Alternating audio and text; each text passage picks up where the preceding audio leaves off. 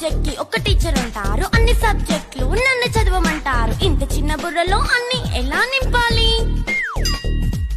Class work, home work, fair notes అంటారు. Subject కి 3 books పెట్టి బ్యాగ్ నింపుతారు. ఇన్ఫాక్ట్ నా బరువు కన్నా నా బ్యాగ్ బరువే ఎక్కువ.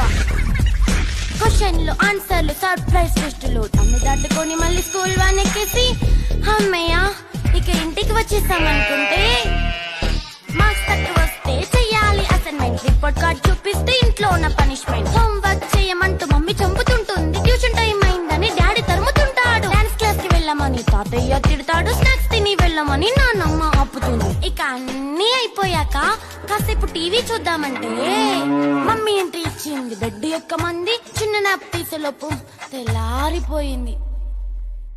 అయ్యో మళ్ళీ మొదలు ఈ స్కూల్ కష్టాలు, ఇక మళ్ళీ మొదలు